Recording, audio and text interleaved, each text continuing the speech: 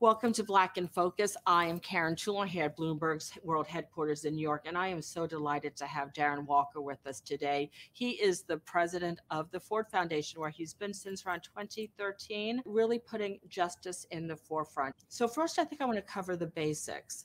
The Ford Foundation, endowment of around $14 billion. Is that right? Actually, because of the great market we've had, we're over $17 billion now, Karen. Wow, so $17 billion. So explain to people who don't know, with that $17 billion, how exactly does the Ford Foundation disperse some of those funds? So the Ford Foundation works in the U.S. and 10 regions around the world. We disperse about $650 million a year. And our primary areas of focus are racial and gender justice, technology and the public interest, the arts, creativity, free expression, labor policy and the future of workers, along with civic engagement in the U.S. When you go to the website, right at the front page, it says justice begins where inequality ends. Why is that front and center? What does that mean? It means that we have to get, in the words of the great late John Lewis, we have to get uncomfortable as philanthropists. And so that message on our website, on the home page, is about that, is about philanthropists need to get a little uncomfortable. Don't be so sure of yourselves, of ourselves, that because we've been successful, that we actually have the answers. There's some degree of humility that is needed to actually be a good philanthropist today. When something like a COVID happens, how do you at the foundation with your team think about what can we do to help in this situation? How does the bond sale, for example, come about? What was the conversation in-house that led to that decision? Well, anyone who knows how big foundations that are endowed work knows that there is an asymmetry between the context outside where there is more need, usually when the market goes down, when there's an economic downturn, and our own capacity to give, because usually our endowments go down. So we live off of investment income and the value of our endowment, which goes down. So 2008, 2009 was a terrible time. Our endowments lost some 30% of value. And yet we had more people asking for help. And we were unable to respond because that 5.5% we give away every year, the denominator now had gone from 11 million to 8 million.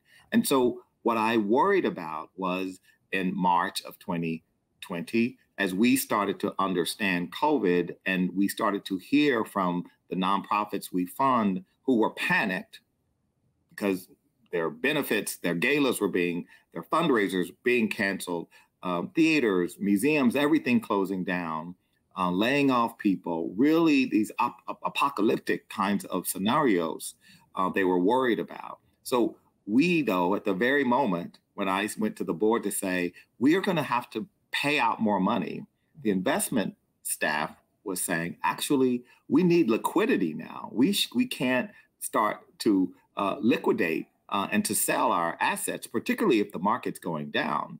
So the idea for the social bond came about because of, quite frankly, the yield curve being so attractive at unprecedented levels. And my thinking that if we could issue a bond at a really, really attractive rate, we could use that arbitrage. And so basically that is what we did. We issued $1 billion bond. I mean, we're talking about 2.6 or 7%, 50 years. I'll take that bet that our CIO can do much better than that over 50 years, and we can pay that $1 billion back. We were able to almost double our giving last year to $1 billion as well as this year. So it's really been, I believe, a big success, in part because we were able to get other foundations to join. Another thing that you've done that's a little different, I think, is more unrestricted funds. Why is that important? Well, Karen, you are on nonprofit boards, and you know that the most precious capital for a nonprofit is unrestricted support. That general operating support, which makes it possible for the unsexy infrastructure overhead that has to be paid, but that often donors are unwilling to pay for.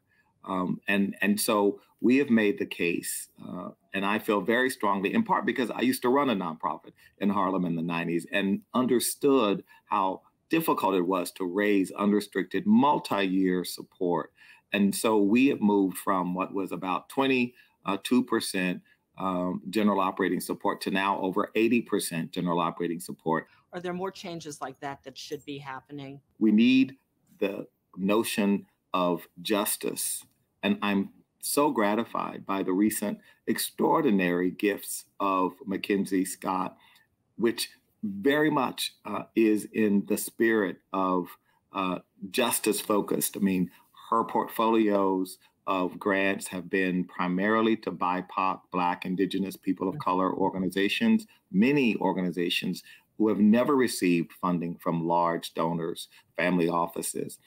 Many of those organizations are women-led, they're grassroots. The other thing that needs to happen, Karen, is we need to put the people and the communities most proximate to the challenges at the center of our work.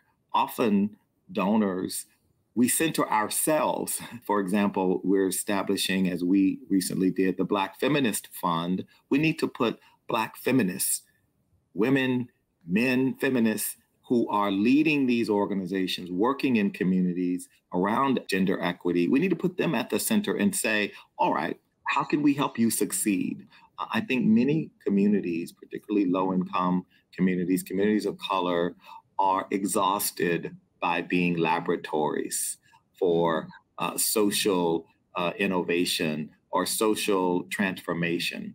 They just want healthy communities where people can live with dignity. And philanthropy needs to get behind that idea. If we're to be honest, philanthropy has a long way to go in terms of diversity. It means we're going to have to change. It means when we look at our boards, what does the composition of most of the large boards of foundations look like? Does it look like the communities it's seeking to impact? Is there something that we haven't gotten to yet that you're thinking we need to pay more attention to this? Well, Karen, what I worry about, where we started this conversation about this COVID year, this year of racial reckoning, this year of understanding the starkness of those who are privileged and advantaged. Last summer, I believe we started a conversation that was unprecedented and could not have happened but for the murders of those Americans who were killed last summer, most notably George Floyd. And what I worry about is that there were many, many prominent people, institutions, who made statements, some of them performative, quite frankly, but many were not, were serious, genuine. I worry about the durability of those commitments.